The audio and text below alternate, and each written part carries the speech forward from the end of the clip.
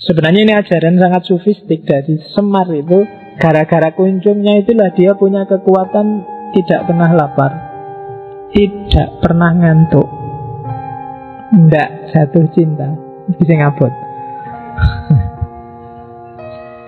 Ya, tidak sedih, tidak capek, tidak sakit, tidak kepanasan, tidak kedinginan. Ini sebenarnya mau bilang bahwa Semar tidak terpengaruh oleh apapun di luar dirinya. Kayak minggu lalu kita belajar Krishna itu kan, yang paling menonjol adalah jangan mudah terpengaruh oleh segala yang di luar dirimu. Lapar, ngantuk, jatuh cinta, sedih, capek, merasa sakit, panas, dingin, itu kan segala yang di luar dirimu.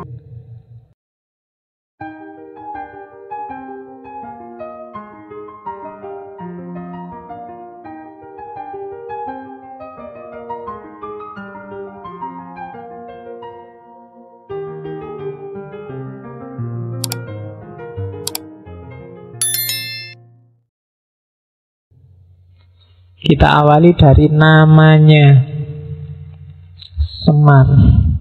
Yes, sebenarnya kata-katanya jelas dari kata-kata samar. Nama aslinya kan Ismoyo, karena memang dia maya. Bandingkan dengan Betara Guru. Betara Guru itu jadi kebalikannya Semar. Kalau Semar dia tidak jelas, tapi orang yang masuk ke situ dia akan dapat banyak mutiara terpendam yang luar biasa. Di balik Semar ada banyak hikmah. Kebalikannya Betara Guru. Kalau Betara Guru saudaranya itu kan gelarnya Manik Moyo. Manik Moyo, manik itu mutiara, cuma dia manik yang moyo. Dari luar kelihatan mutiara, tapi kalau diselami sebenarnya nggak ada apa-apanya. Dia hanya formalitas. Maka kalau sedang gegeran, Betara Guru akan kalah kalau Semar sudah marah. Jadi karena memang levelnya beda. Semar ini misterius. Kalau Betara Guru itu jelas, tegas. ABC-nya kelihatan, mana halal, mana haram jelas. Tapi kalau Semar ini misterius. Misterius itu kan lebih menarik daripada yang jelas dan tegas. Oke, kamu juga gitu. Jangan jadi orang yang gampang ditebak. Rodok misterius sidik gitu loh. Kalau orang gampang ditebak itu cepat selesai. Pacarmu juga cepat bosen. Jangan mau gampang ditebak. Kalau hati-hati loh, pacarmu selingkuh. Alah, tenang aja, nggak mungkin selingkuh. Aku sudah ngerti. A sampai Z dia itu tidak enak. Orang dikejar-kejar itu karena misterius. Begitu kamu selesai dan nggak misterius, nggak ada orang ngejar-ngejar kamu. Sudah jelas. Oke, Semar, maya, jadi Ismoyo. Orang selalu nebaknya salah kalau berhadapan dengan Semar. Dianggap A ternyata B, dianggap ketawa ternyata nangis, dianggap berdiri ternyata duduk, dianggap seneng ternyata susah, dianggap jadi maya. Oke. Itu dari sisi sosok dia. Tapi dari sisi fungsinya dia sering disebut Bodronoyo. Bodronoyo, Ki Lurah Bodronoyo. Saya lupa, di Facebook kelihatannya banyak yang pakai nama Bodronoyo. Meskipun ngerti karepe apa ndak aku ya ora paham. Jadi Bodronoyo itu dari kata-kata bodro, bebodro. Bebodro itu membangun dari bawah, dari pondasi. Kalau noyo kebalikannya, utusan dari atas. Jadi Semar adalah sosok yang dari atas ke bawah sekaligus dari bawah ke atas. Dia membangun dunia, tapi hakikatnya dia bukan orang bawah tapi orang atas. Jadi dia ini utusan sekaligus orang biasa. Dia ini berusaha sendiri sekaligus dibantu dari atas. Makanya Semar Bodronoyo. Dan tidak mudah jadi semacam ini. Orang biasanya salah satu. Kalau kiai-kiai, para ulama, para wali itu biasanya noyo, nayoko. Dia dapat ilham, dapat wangsit dari atas terus jadi. Atau kayak kita yang awam itu biasanya bodro. Kita dari bawah, belajar sendiri, nyari hikmah sendiri, sinau sendiri. Tapi kalau Semar dua-duanya. Dalam banyak cerita bahkan Semar nantang Kahyangan. Itu kan nantang yang atas. Namanya kan disebut Semar Gugat. Jadi Semar Gugat itu Semar tidak terima kalau ada skenario-skenario dari para pimpinan dalam tanda petik termasuk Bathara Guru yang di Kahyangan yang tidak adil. Kalau dia sudah merasa semacam itu, biasanya terus dia melakukan gugat. Kalau Semar sudah gugat, nggak ada yang berani ngelawan. Dan itu biasanya personifikasi terus sama orang-orang sering ditafsirkan kalau ada rakyat marah dan demo, itu versi Semar yang gugat, orang kecil yang marah. Tapi sebenarnya Semar nggak sekedar orang kecil, dia orang kecil sekaligus orang besar. Dia dari bawah sekaligus dari atas.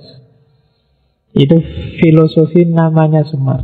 Dan sampai di level ini sebenarnya ini sudah kecanggihan ramuannya para wali untuk menyatukan di satu sosok sekaligus seorang filosof sekaligus seorang wali. Itu agak berat. Bodronoyo. Kalau dalam tradisi Persia kan ada beberapa filosof yang sekaligus wali. Filosof ketika berhadapan dengan manusia di hadapan Allah dia seorang wali. Ya mungkin kenal model-model Ibnu Arabi, Jalaluddin Rumi dan kawan-kawan. Itu bisa digelari Bodronoyo.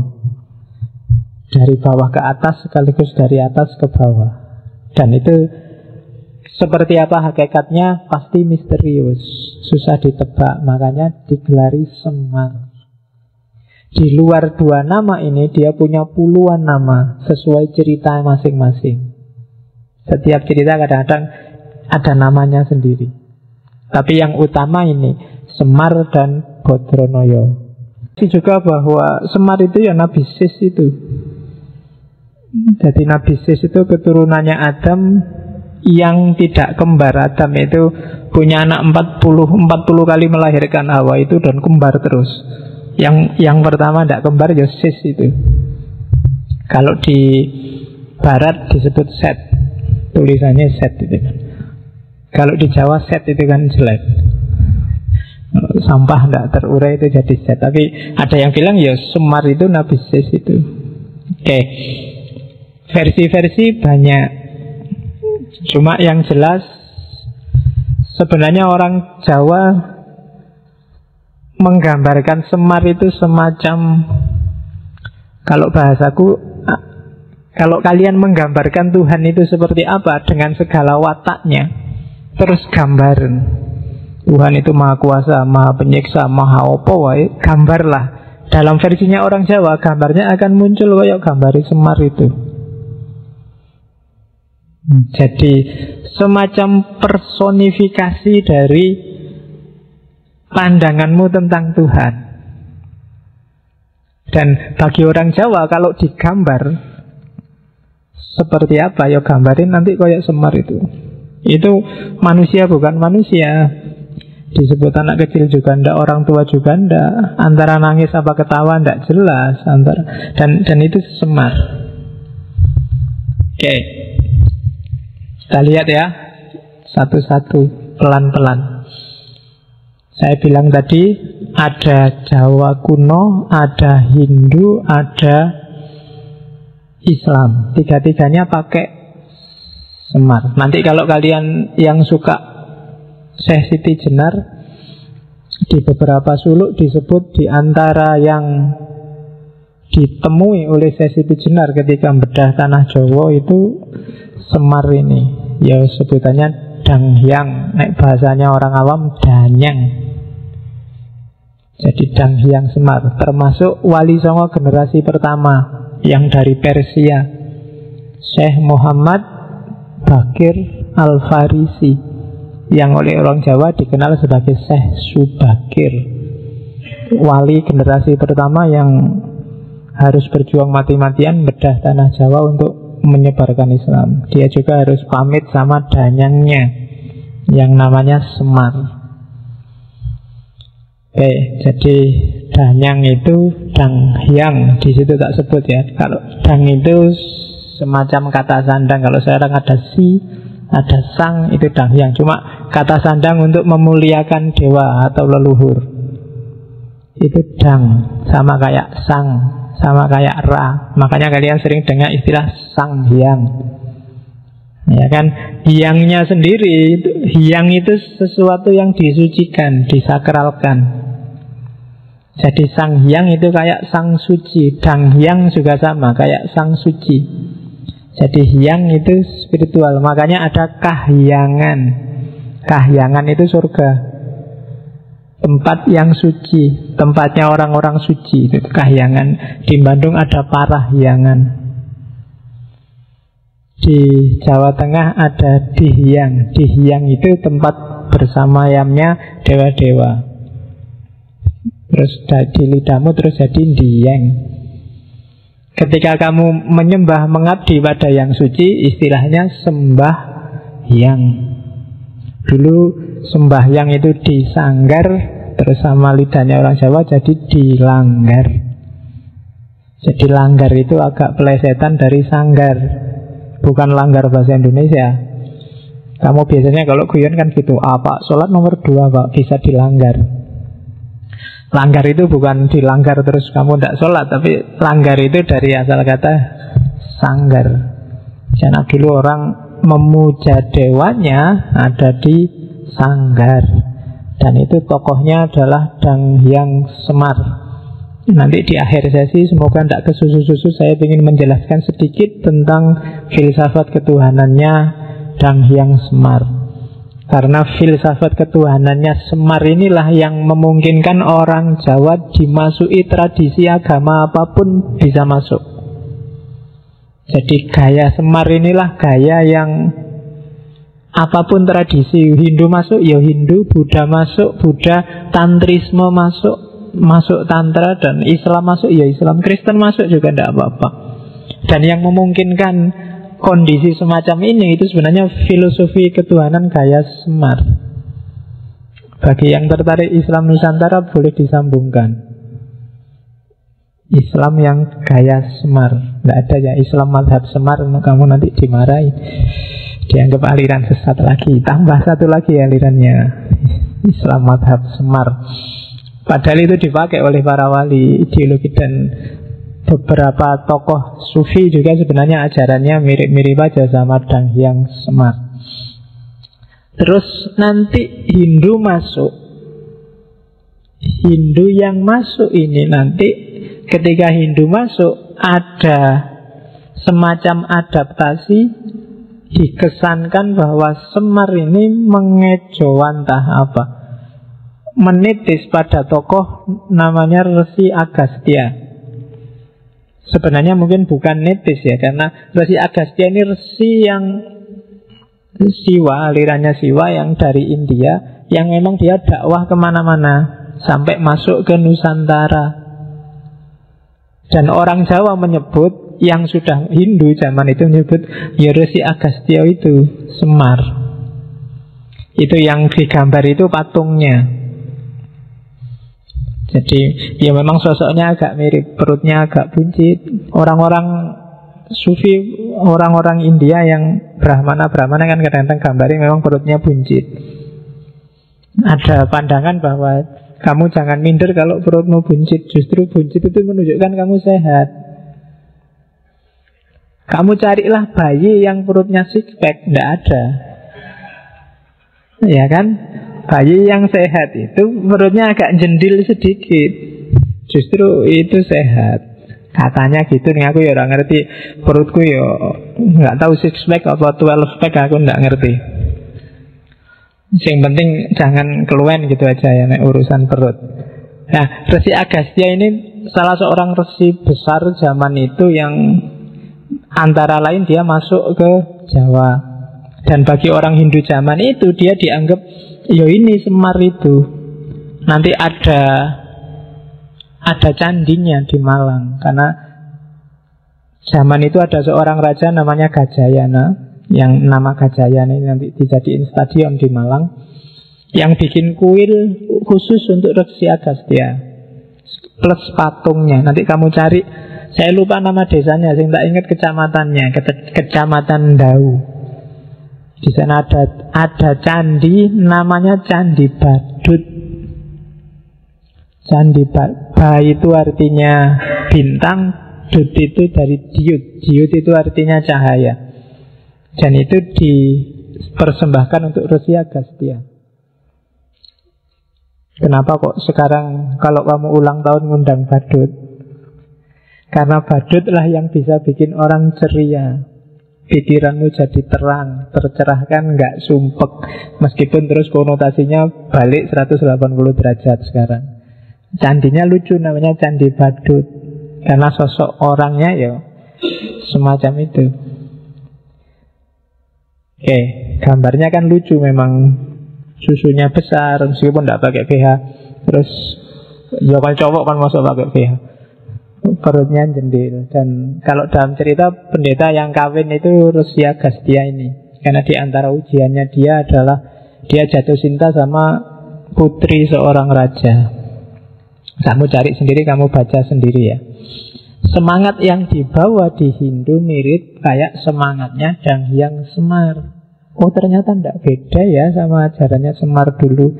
Kok dilihat dari sosoknya jangan-jangan ya ini Semar itu. Nah itu Resi Agastya. Nanti nitis banyak dalam sejarah. Termasuk di puncaknya sebelum Islam datang, Mojopahit. Ada seorang resi, kamu hanya kenal gelarnya, Sabdo Palon. Itu bagi orang Jawa zaman itu dia juga titisanis Semar. Karena ajaran-ajaran yang dibawa sangat mirip dengan itu. Nah, nanti selanjutnya Wali Songo datang. Semar dipakai lagi oleh Sunan Kalijogo dan kawan-kawan. Cuma sekarang dimasukilah visi keislaman. Dan mudah. Kenapa? Karena roh dan semangat ajarannya sama sebenarnya. Yang beda mungkin fisik lahiriah penyembahannya, tapi rohnya sama. Maka dengan mudah Sunan Kalijogo dan kawan-kawan mengadaptasikan Semar dan kawan-kawan masuk ke cerita Mahabharata dan Ramayana. Meskipun aslinya nggak ada, tapi dimasukkan di sana. Ya termasuk yang serat-serat tadi. Serat pertama sebenarnya yang cerita tentang Semar itu ada serat namanya Serat Sudomolo.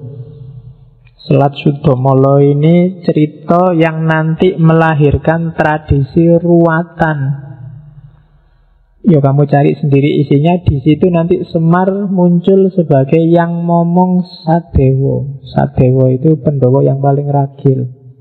Yang dia ini nanti yang satu-satunya yang bisa membebaskan Betari Durga dari kutukannya. Betari Durga itu awalnya istrinya Betara Guru. Cuma karena dimarahi oleh Betara Guru karena diajak main tidak mau. Jadi suatu ketika jalan-jalan di atas laut, Betara Guru, ya istrinya sih namanya Dewi Umo. Dewi Umo ini ya karena cakep, pas jalan-jalan Betara Guru ingin ngajak itu. Kamu ngerti itu ya? Ya, karena pengen ngaji. Cuma Dewi Umo tidak mau di luar di atas laut, yo malu toh yo. Nah terus saking nafsunya sampai air maninya Betara Guru netes ke laut. Dan dari situ nanti lahir namanya Betara Kala. Nah terus Betari Uma ini yang nolak dimarahi sama Betara Guru, terus dikutuk jadi raksasa perempuan namanya Betari Durga. Nanti dia kalau di wayang punya keraton namanya Gondomayit. Dan yang bisa membebaskan dia dari kutukannya itu ya Betari Durga ini, si Sadewo ini. Cuma kan nggak gampang untuk bebas dari kutukan. Yang ngawal, yang ngasih nasihat terus menerus ini Semar. Dari situ nanti lahir ruwatan. Biasanya ceritanya ya cerita ini kalau wayang ruwatan. Nggak boleh sembarangan, ada tradisi sakralnya.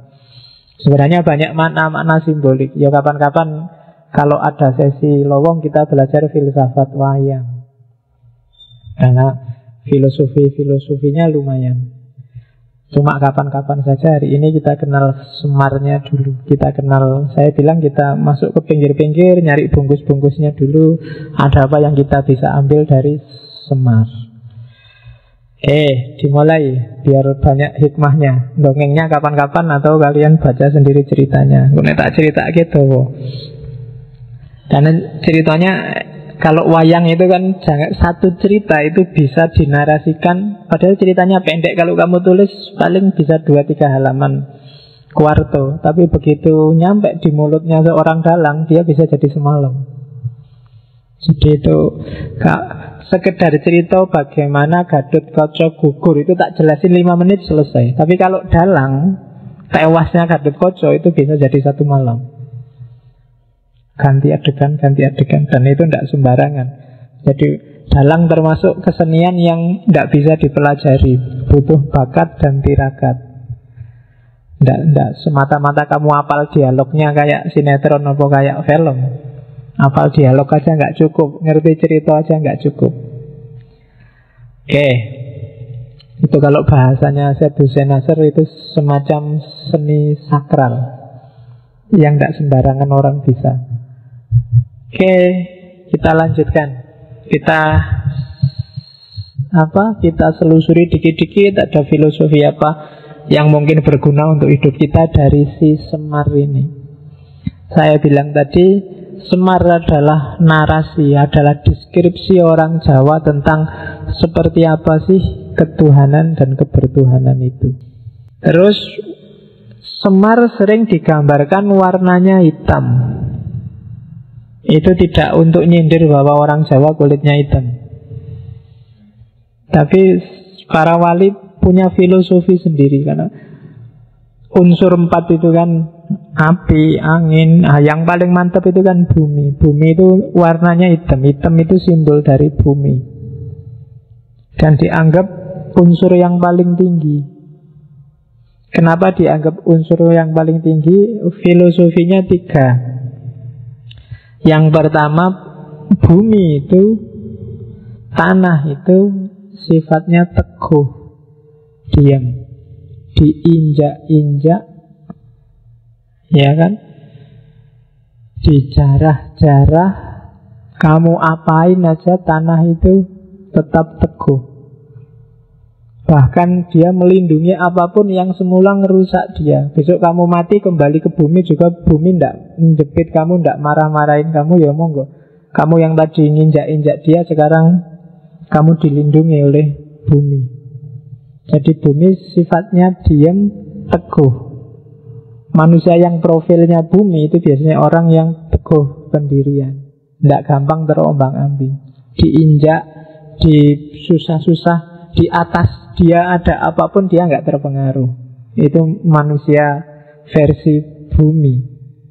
Bahkan yang kedua, semua unsur yang lain, api, air, dan angin, itu dia bisa eksis dalam wilayah bumi. Tapi bumi tidak pernah sombong, tidak pernah gaya. Semar itu lebih sakti dari dewa manapun, tapi dia tidak pernah menunjukkan bahwa dia orang hebat, orang sakti. Tiap hari hanya cengenges-cengenges, ngasih nasihat sama yang dia ngomong dan seterusnya. Itu gayanya bumi. Dia punya segalanya. Api bisa menyombongkan diri dengan kedahsyatannya, air dengan kekuatannya, apalagi angin. Tapi semua bisa eksis kalau ada bumi. Dan buminya sendiri nggak pernah pamer. Dia nggak pernah sombong. Yang terakhir, bumi diapain aja dia selalu mempersembahkan yang baik-baik. Kamu jahat, kamu kurang ajar, kamu angkara murka, bumi selalu ngasih kamu yang baik. Ngasih tumbuhan, ngasih makanan, ngasih kehidupan, itu bumi. Maka Semar dikasih warna hitam, simbol dari keteguhan, simbol dari kemanfaatan, simbol dari ketidaksombongan. Apa air, api, dan angin tidak penting. tapi semua berada di bawah levelnya bumi dan tanah.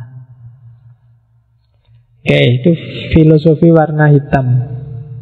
Makanya Semar digambar pakai warna hitam. Jadi kalian yang kulitnya hitam tidak usah minder. Nah, filosofinya tinggi. Kalau ditanya kamu, jadi kalau kulitmu kok hitam, loh jangan salah, hitam itu unsur yang paling tinggi karena dia melambangkan bumi. Nah, lumayan tau kamu dapat dalil untuk pede pas kulitmu hitam. Oke, jadi itu filosofinya warnanya dia. Jadi dari warnanya kita bisa ngambil hikmah. Jadilah bumi yang tidak gampang terpengaruh, dijajah orang seperti apapun, diangkara murkai orang kayak apapun, kamu nggak terpengaruh, bahkan selalu ngasih yang baik-baik. Setinggi apapun kemampuanmu, sedahsyat apapun kekuatanmu, kamu nggak pernah menonjolkan diri. Jadi kamu dahsyat tapi tidak sombong. Kamu teguh, tidak mudah terpengaruh, dan kamu selalu memberi yang baik dan yang terbaik untuk yang lain. Itu versinya bumi. Dan bisa kamu ambil pelajaran dari sosoknya Semar. Sekarang dari segi fisik, harus pakai kacamata sekarang.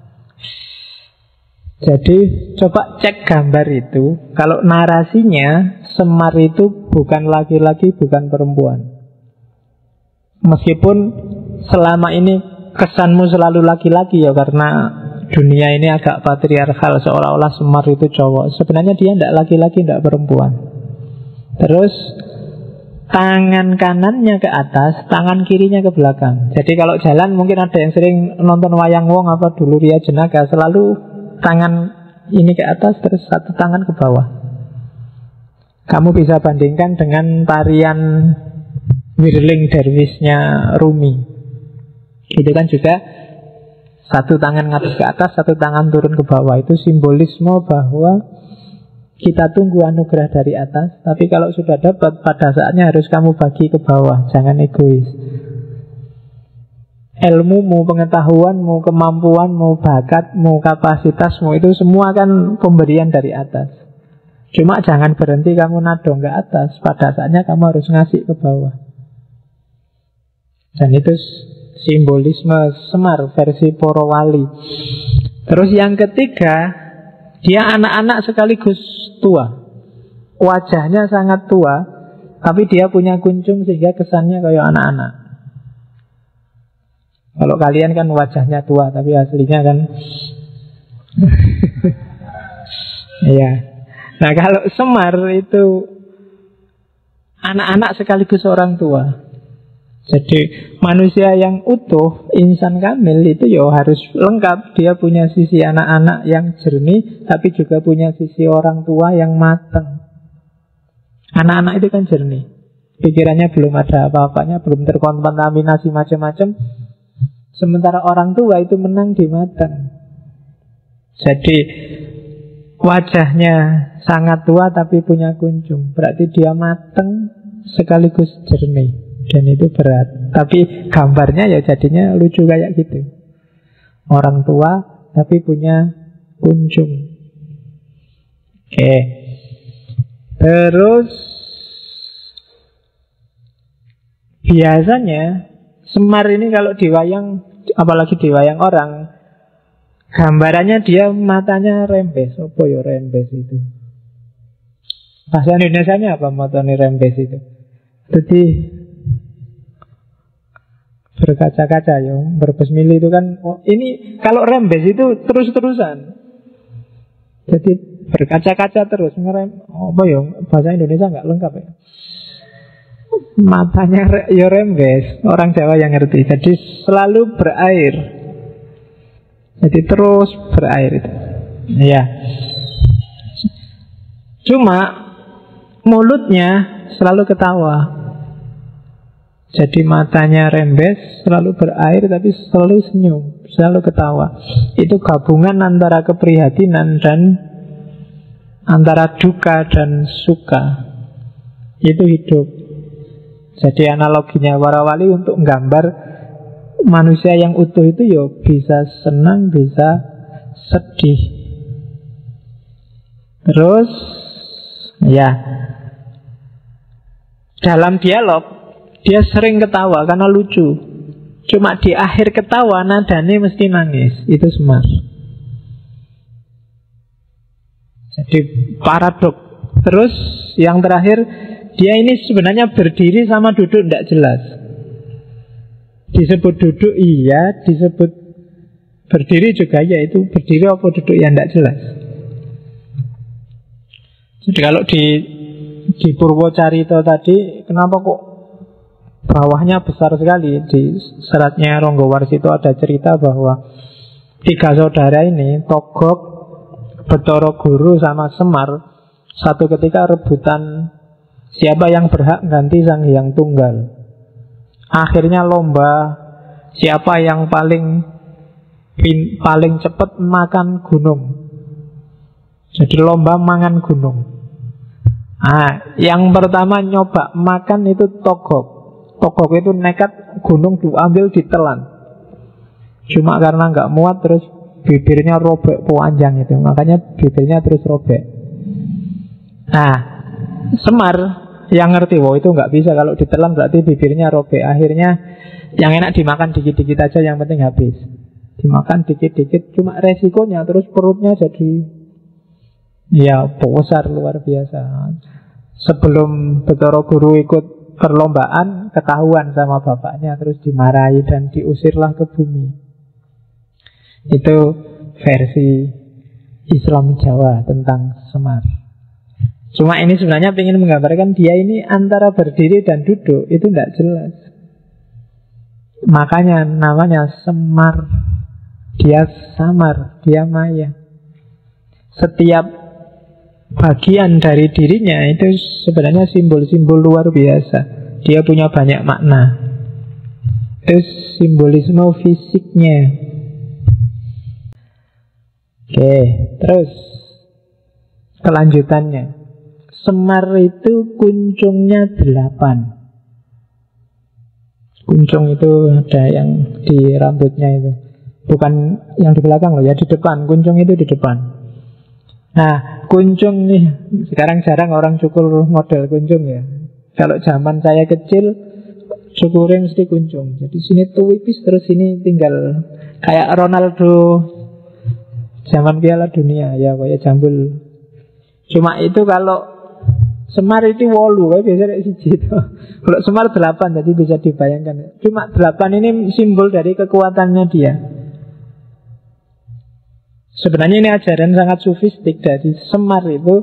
Gara-gara kuncungnya itulah dia punya kekuatan tidak pernah lapar, tidak pernah ngantuk, tidak jatuh cinta. Bisa ngabot. Ya, tidak sedih, tidak capek, tidak sakit, tidak kepanasan, tidak kedinginan. Ini sebenarnya mau bilang bahwa Semar tidak terpengaruh oleh apapun di luar dirinya. Kayak minggu lalu kita belajar Krishna itu kan, yang paling menonjol adalah jangan mudah terpengaruh oleh segala yang di luar dirimu. Lapar, ngantuk, jatuh cinta, sedih, capek, merasa sakit, panas, dingin, itu kan segala yang di luar dirimu. Dan 8 kesaktian ini sifatnya tidak agresif, tidak ofensif. Jadi kalau kamu punya sekali pukul bisa mati, itu kan kekuatan ofensif, menyakiti orang. Tapi kalau kamu punya 8 ini, selesai. Tidak ada yang bisa ngalahin kamu, termasuk para dewa. Wong kamu tidak bisa merasa sakit, tidak bisa capek, tidak bisa merasa panas, nggak sumpek, tidak jatuh cinta. Itu selesai sudah. Orang saktinya kayak apa tidak akan bisa menaklukkanmu. Kamu bisa dibanting-banting, wong kamu tidak merasa sakit kok. Kamu digoda, dirayu, wong kamu tidak bisa jatuh cinta kok. Ya kan? Kamu disusah-susah, kamu tidak bisa capek, tidak bisa panas. Jadi selesai. Dengan 8 daya ini kamu nggak butuh kesaktian apa-apa lagi. Itu kuncungnya Semar. Makanya kalau Semar sudah marah, Dia tinggal teriak-teriak masuk di kayangan, nggak ada yang berani tarung sama dia. Ngapain tarung? Nanti yang tarung capek sendiri. Wong dia nggak bisa sakit, nggak bisa capek, nggak bisa panas, nggak bisa dingin. Jadi itu 8 daya kunjung. Kalian juga gitu. Kalau bisa tidak kalah oleh 8 hal ini, kalian akan sakti. Apa dia? Nggak lapar, apa mana nggak lapar? Iya. Nggak ngantuk, siapa lagi? Kamu duduk sebentar ya sudah liar-liar.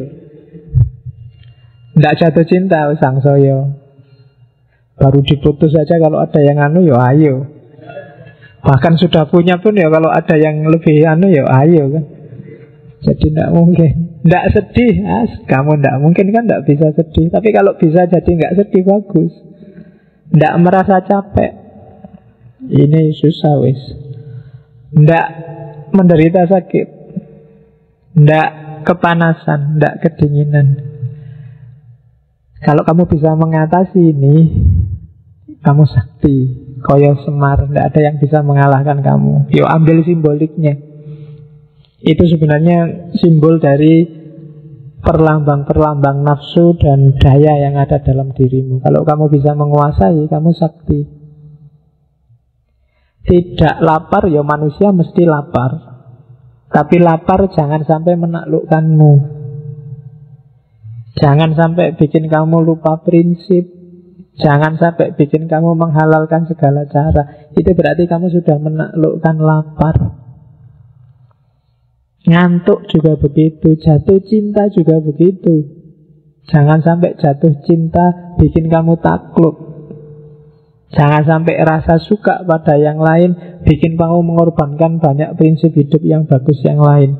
Boleh jatuh cinta tapi kuasai dan taklukkan jatuh cinta di bawah kontrolmu.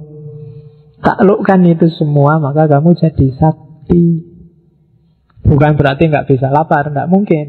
Bisa lapar, tapi kamu tidak akan kalah hanya oleh lapar. Itu simbol 8 daya yang ada di kunjungnya Semar. Kelihatannya simpel kalau diomongkan. Cuma nek dipraktekke ndak gampang, tapi harus latihan. Ya kan? Jalan banyak, kamu sejak manusia langit kan dikasih banyak sekali alternatif untuk jadi manusia yang utama. Ya pilihlah salah satu yang kamu merasa cocok. Oke, jadi hari-hari ini kita levelnya belum orang yang melakukan suluk ya, tapi kita baru orang yang milih jalan. Nanti kamu pilih yang mana ya monggo. Jangan GR kamu merasa, wah saya sekarang sedang suluk. Suluk apa, kamu jalannya aja belum paham. Suluk itu kan orang yang menempuh perjalanan. Untuk bisa menempuh perjalanan kan kamu harus paham jalannya. Begitu salah jalan, kamu akan dianggap sesat. Nanti diserbu FPI dan kawan-kawan. Oke, jadi itu 8 daya kunjung. Oke, terus jingle. Tulisannya jingle, macamnya jingle. Jingle itu dalam manapun, setiap kali menampilkan Semar, kalimat pertama yang diucapkan pasti itu. Bergegek, ugek-ugek, mel-mel, sakndulit. Kadang-kadang dibaca sakndulito, langgeng. Kadang-kadang nggak pakai langgeng tapi ole-ole. Tapi itu intonasinya lucu nek, karena saya bukan dalang ya raiso lucu. Mungkin yang kamu bisa dalang bisa mengintonasikan itu dengan bagus. Jadi bergegek, ugek-ugek, mel-mel, sakndulit, langgeng. Bergegek itu kamu diam nggak ngapa-ngapain. Ugek-ugek itu bergerak-gerak. Mel-mel itu mengais-ngais nyari makan. Sakndulit ya sakndulit. Langgeng itu abadi. Itu filosofi hidup untuk aktif, jangan pasif. Bergegek daripada kamu bergegek, ugek-ugeklah, gerak-geraklah. berupayalah, berusahalah. Mel-mel, yaitu makna harafiahnya nyari makan. Tapi cari apapun yang memang kamu ingin cari. Mimpimu apa, tujuanmu apa, kais-kais lah. Sak dulit, meskipun hasilnya cuma sangat sedikit, cuma sak dulit. Sak dulit itu kalau kamu pakai sabun colek terus mau culit, itu kan sak dulit namanya. Cuma akan langgeng. Kenapa langgeng? Kamu nikmati karyamu, rasanya beda daripada kamu dikasih orang atau tidak menghasilkan apa-apa. Kamu nulis sendiri dan jelek, itu lebih langgeng daripada jiplak tulisannya orang lain. Nulis jelek itu sandulit kan, isone mau sidik pak, jelek lagi. Tapi itu langgeng, lebih abadi, lebih masuk dalam jiwamu. Jadi jangan bergegek. Nah, barang siapa yang sekarang bergegek, ugek-ugek lah. Nah, itu nasihati Semar. Mel-mel sak dulit langgeng. Jadi yang sedang merasa diam, ndak punya karya, ndak aktif, pasif, hidupnya monoton, rutinitas yang ndak membuahkan apa-apa, ugek-ugek lah. Gerak-gerak lah. Hasilkan sesuatu. Entah itu pikiran, entah itu perbuatan, entah itu produk apa, tapi hasilkan sesuatu. Sekecil apapun, sejelek apapun, dia akan langgeng, dia akan abadi. Nah, jadi tidak sekedar lucu. Kalau di dalam itu moconnya lucu dan biasanya yang lihat ketawa, tapi di balik itu ada filosofi yang luar biasa.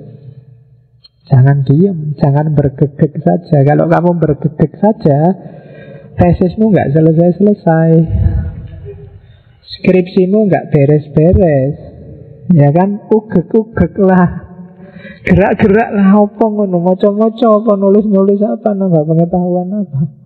Dapat sak dulit nggak apa-apa, lama-lama jadi sak gunung. Gitu loh. Jangan pasif. Nah, selama ini kita bergegek terus, tidak pernah ugek-ugek. Maka dimarahi oleh Semar. Bergegek tapi ugek-ugek. Jadi jinglenya itu, saya sebut jingle karena ini sering sekali diucapkan oleh Semar. Mau ngomong apapun, dia diawali dengan ini. Kadang-kadang di sela-sela ngobrol dia ngomong ini. Bergegek, ugek-ugek, mel-mel, sak dulit, langgeng. Ya, dengan intonasi dan nada khas Semar.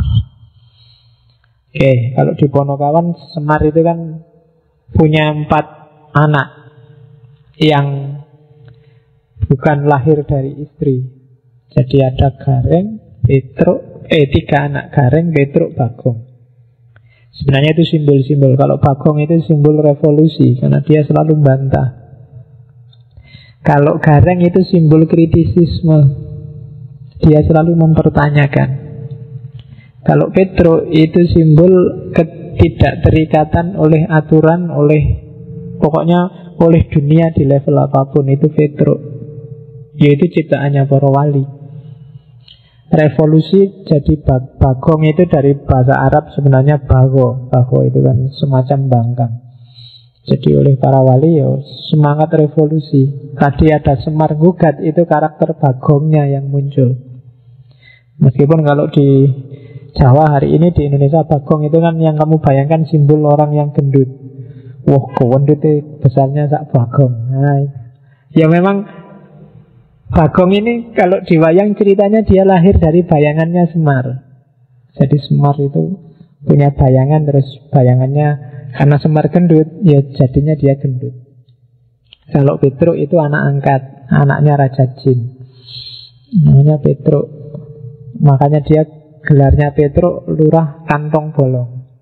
Jadi kantong bolong itu ya, saya bilang tadi, dia nggak terikat oleh apapun yang duniawi. Barang apapun masuk ya karena kantongnya bolong ya hilang lagi, merosot lagi. Jadi nggak ada apapun yang bisa mempengaruhi dia. Jadi sekali-sekali kalau ada apa-apa, kalian pakailah aji-aji kantong bolong. Aji-aji kantong bolong itu suka-suka orang mau nabrakin kita apa, mau ngasih kita apa, tapi kita cuek aja biar masuk telinga kanan, keluar telinga kiri. Itu aji-aji kantong bolong. Mungkin di momen-momen yang ketika kalian itu tidak penting, itu tidak harus, itu penting. Hari ini kan banyak hoak, kamu ribut opo-opo, ada isu, ada gosip yang tidak jelas. Itu kadang-kadang pakailah jurusnya Petro, kantong bolong. Jadi kalau besok kalau ada orang ngomong hoak, ya kamu bikin aja komentar kantong bolong. Biar aja masuk tapi nanti akan keluar lagi. Jadi nggak harus dipikir serius. Nah, itu punokawannya Pandhawa. Gareng, Petruk, Semar, Bagong.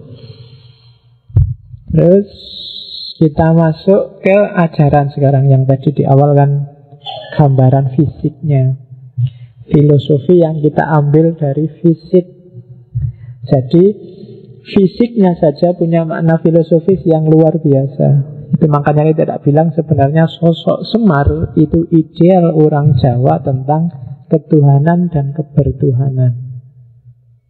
Nah, sekarang kita lihat ajaran-ajaran dan yang Semar yang tadi berpengaruh di orang Jawa, baik melalui Hindu maupun melalui Islam.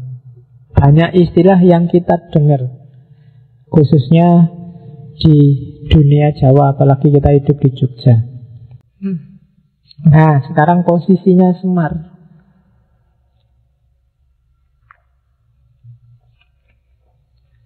Yang pertama, Semar, dari semua orang tadi kan jelas paling tidak dia punya dua posisi. Dia dewa yang kamanungsan.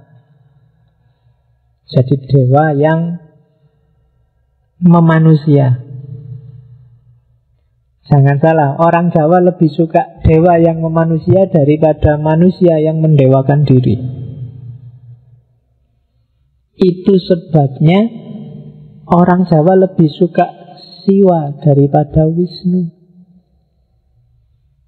Kemarin cerita Krishna itu kan Wisnu. Krishna itu kan manusia yang mendewa. Aslinya manusia, anaknya manusia biasa yang mendewa jadi dewa. Beda sama Siwa. Kalau Siwa ya dewa, turun ke bumi dia sebagai dewa. Kalau di wayang Siwa itu kan jadi Betara Guru itu.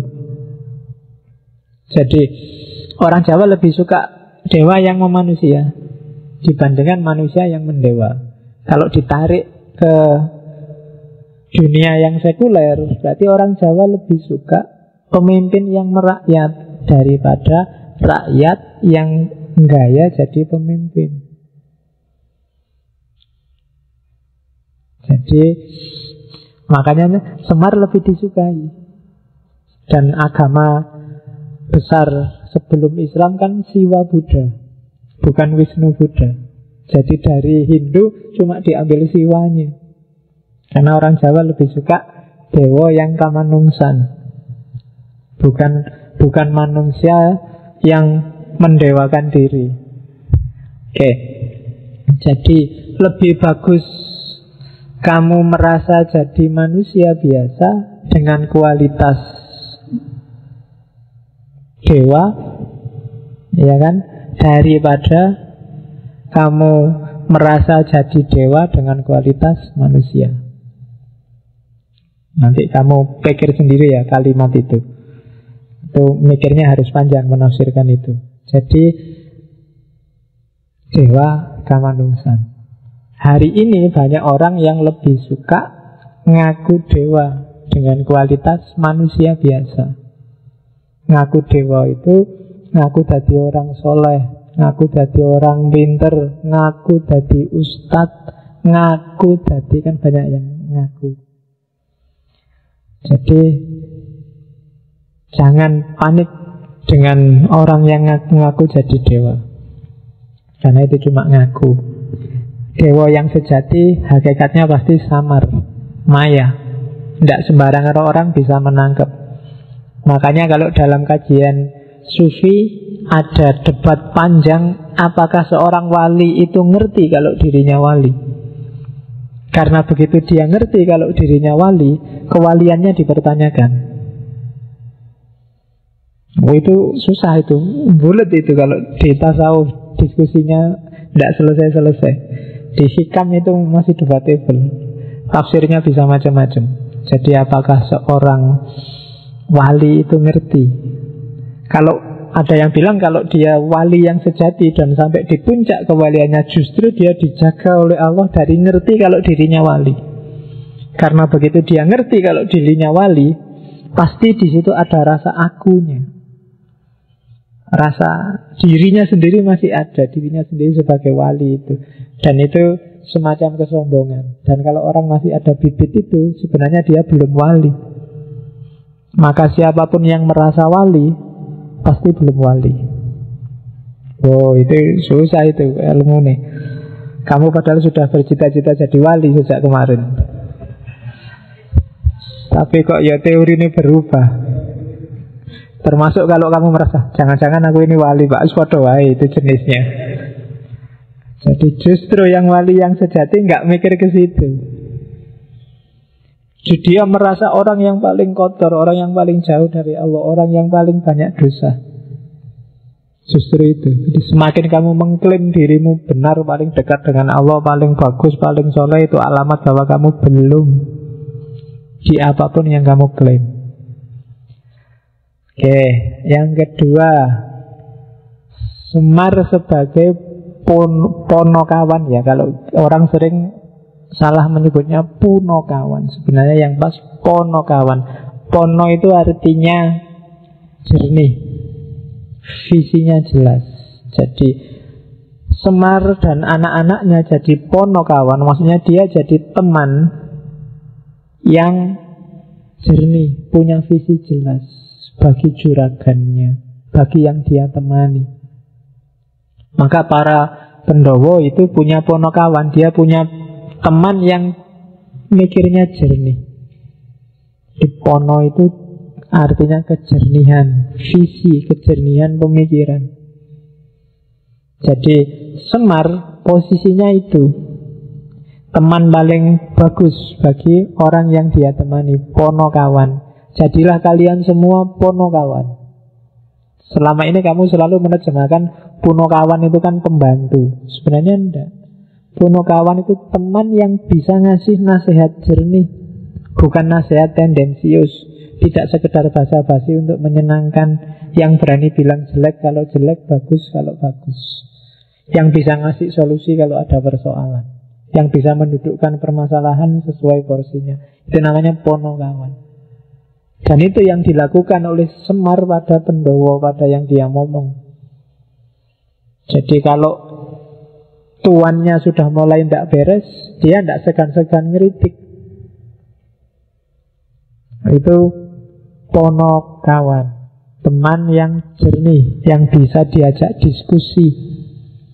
Kalian semua harus jadi ponokawan bagi teman kalian, saling memponokawani, saling menjernihkan. Jadi bukan puno. Biasanya di banyak buku pakai istilah puno.